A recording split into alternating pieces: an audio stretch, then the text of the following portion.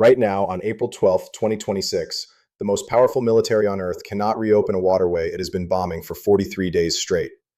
Iran just did something no country has managed in modern history. It absorbed nearly 900 US and Israeli airstrikes and is still dictating who sails through the Strait of Hormuz. This is not about a single battle or a skirmish that disappears from the headlines.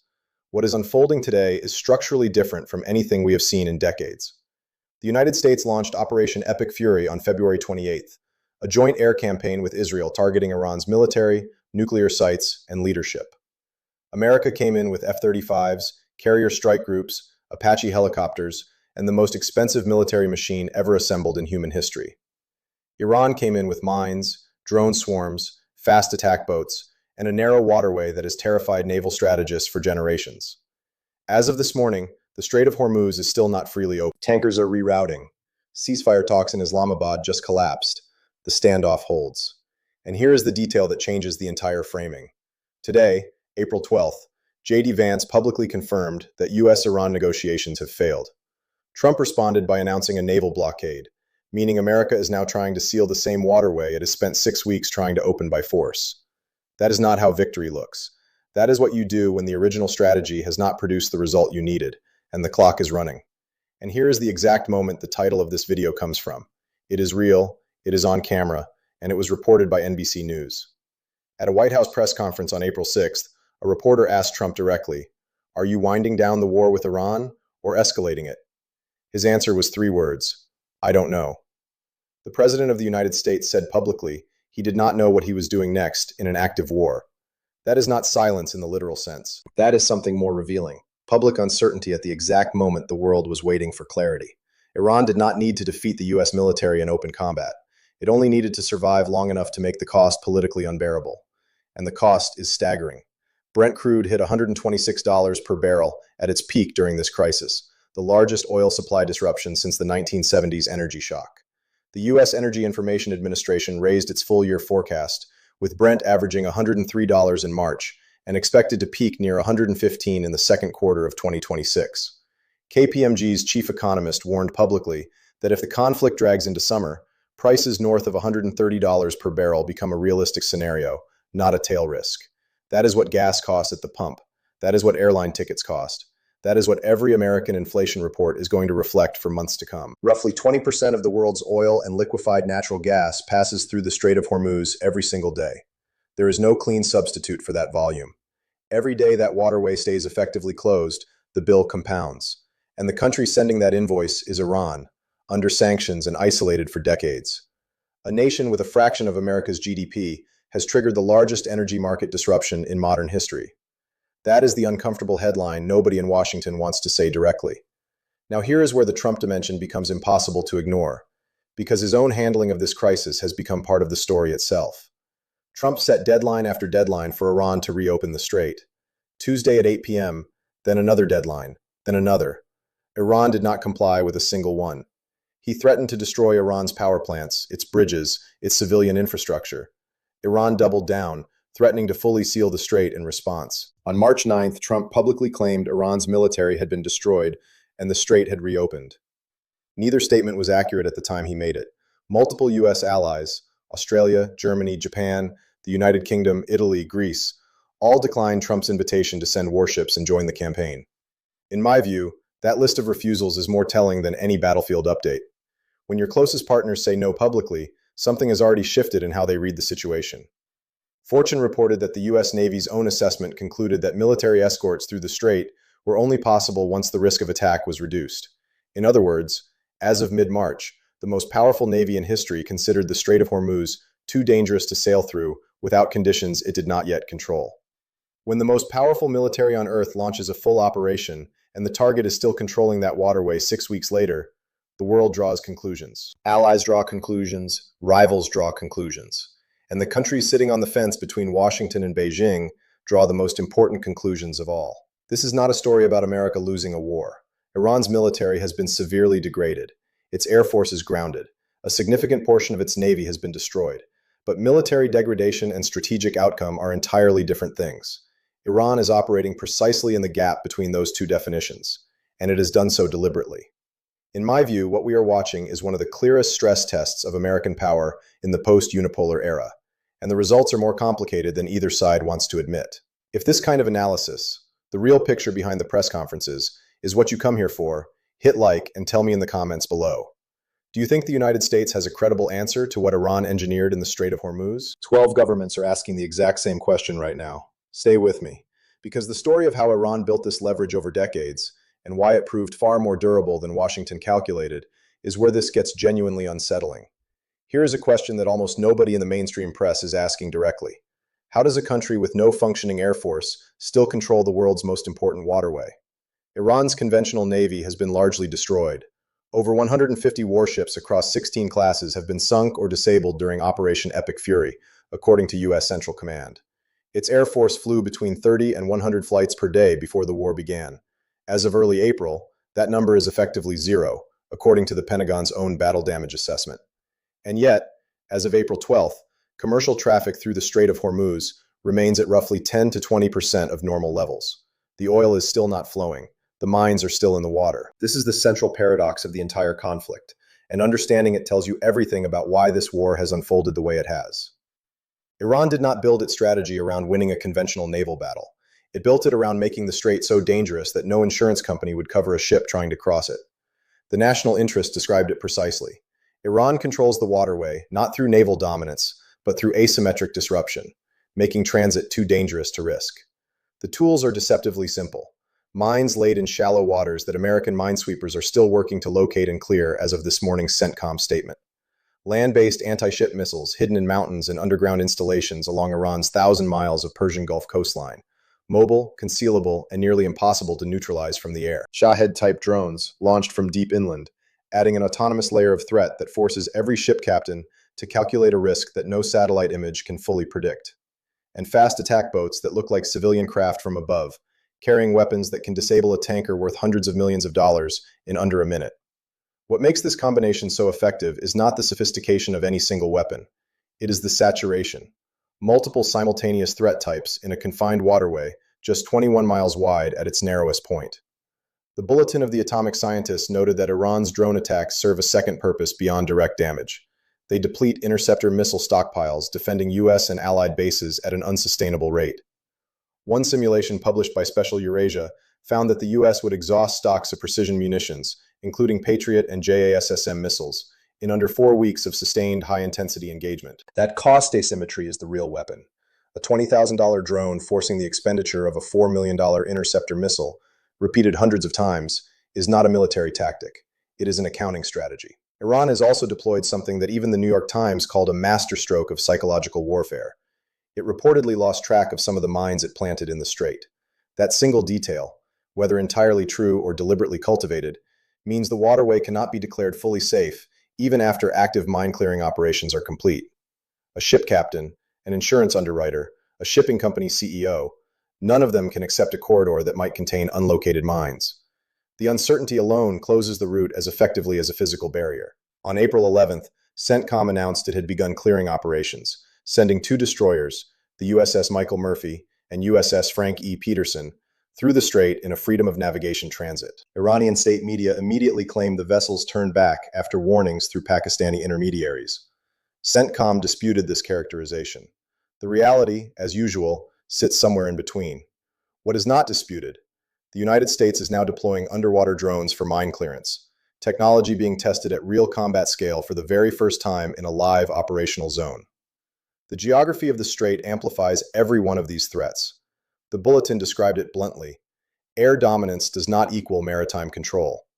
The Americans learned this the hard way over 43 days of operations. And the lesson being absorbed in Beijing, in Moscow, in Pyongyang, and in every defense ministry that has watched this conflict unfold is one that the Pentagon will be processing for years to come. In my view, the most consequential outcome may not be the military results. It may be the public demonstration of how a weaker power holds a superpower at strategic cost for weeks on end. Now let's talk about the dimension of this story that the cable news cycle keeps missing. What this conflict is doing to America's position in the world beyond the strait itself. On March 16th, NATO nations across Europe formally rejected Trump's call to provide military support and send warships to help reopen the Strait of Hormuz. Japan, South Korea, and Australia, America's three closest Indo-Pacific allies, also declined. Not quietly, publicly, by name, on the record. Trump's response was to post on Truth Social that the United States does not need the help of anyone. Strategically, that statement closed a door that may take years to reopen. Oman's foreign minister went further than any allied diplomat. He said the United States had lost control of its own foreign policy and accused Israel of dragging Washington into a grave miscalculation. That kind of language from Oman, a country that has historically served as a quiet back channel between Tehran and Washington, carries weight that a press release from Paris or Berlin simply does not. The refusal of allies to join was not about reluctance to confront Iran. It was about something more uncomfortable, a calculation that the operation's strategic logic was not clearly defined enough to risk joining. The Arab Center in Washington described it plainly. Conflicting war aims and no coherent vision for post-conflict Iran created a credibility gap that no amount of additional firepower can close on its own. This is the deeper wound the Strait of Hormuz has exposed, not a military gap, but a strategic communication gap that no press conference has been able to close across 6 weeks of operations. Because here's the uncomfortable truth that defense analysts at the Stimson Center, Georgetown, and the Bulletin of the Atomic Scientists have all converged on in recent weeks. Airstrikes, no matter how precise or extensive, cannot by themselves change a government's strategic calculus if that government has decided to absorb the punishment. Iran's new leadership, drawn from the hardline faction after Khamenei's assassination, has shown no sign of that calculation changing. If anything, the strikes appear to have consolidated internal support for resistance. Goldman Sachs projected in mid-March that if the conflict continues through April, Saudi Arabia and the UAE could see their economies contract by 3 to 5%, according to research cited by Manara magazine. For Kuwait and Qatar, nations with no alternative export routes, the projected contraction reaches as high as 14%. Those are not temporary disruptions. Those are structural economic injuries. The countries now suffering those injuries lobbied Washington to act and are now watching the strait stay effectively closed 6 weeks into the very military campaign they helped push for. The Gulf states are not saying this publicly, but private conversations in Riyadh and Abu Dhabi are unlikely to reflect confidence in a strategy whose outcome nobody can currently predict or control. China has watched all of this with particular attention. Beijing allowed Chinese-flagged tankers to transit the strait after Iran announced it would exempt them from the blockade. That carve-out, China sails freely while Western shipping stops, tells you more about the real geopolitical architecture of this conflict than any military briefing has managed to convey.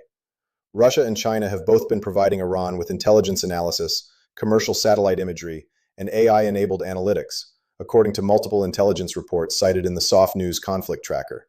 In other words, the two countries the United States views as its primary long-term strategic competitors have been quietly supporting the one adversary America has spent 6 weeks trying to militarily defeat. In my view, this is the scenario defense planners hoped never to actually face: a regional conflict testing military capacity, allied cohesion, and great power competition, all in a single 21-mile waterway.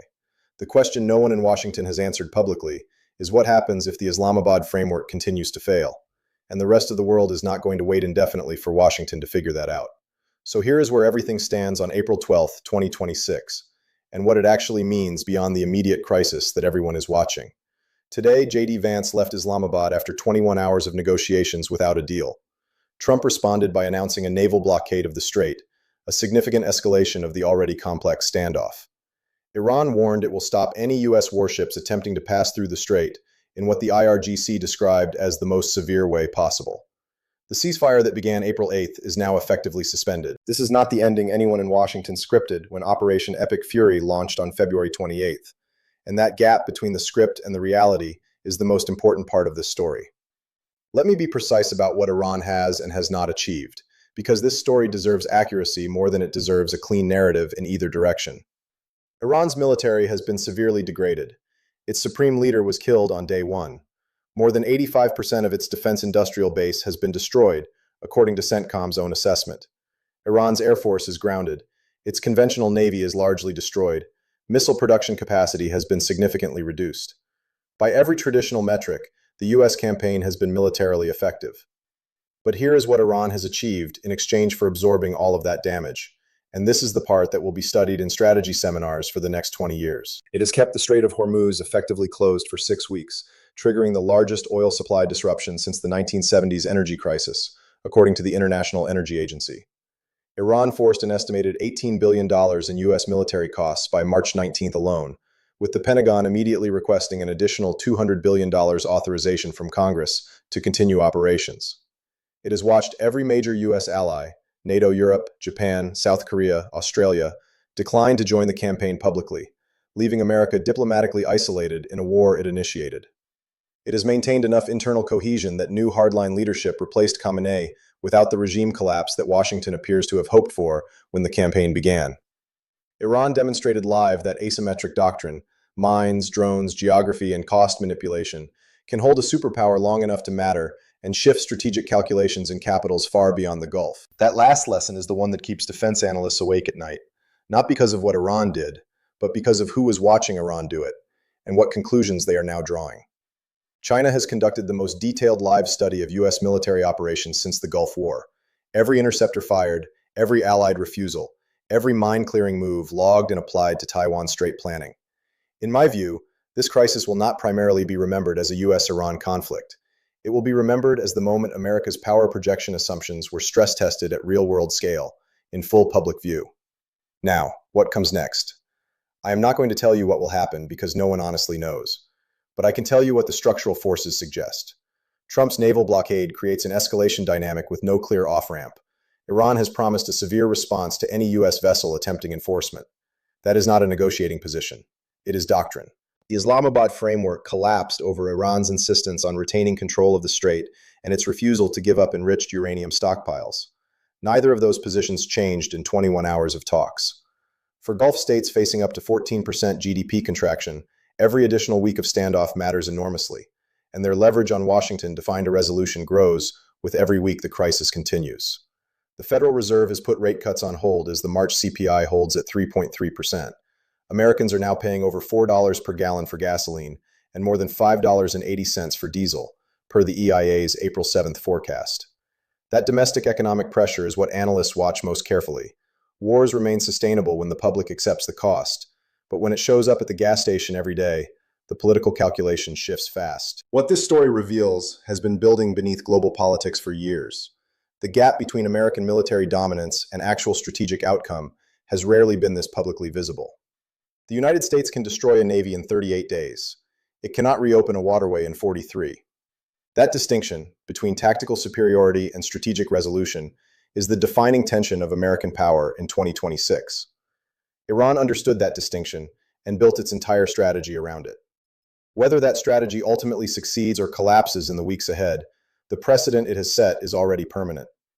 If this gave you a clearer framework for what is happening beyond the daily headlines, share it with someone still trying to understand why this conflict looks so different from what anyone expected. Subscribe so you do not miss what comes next. The decisions made in the next 2 weeks in Washington, Tehran, and Beijing will shape how the rest of this decade unfolds.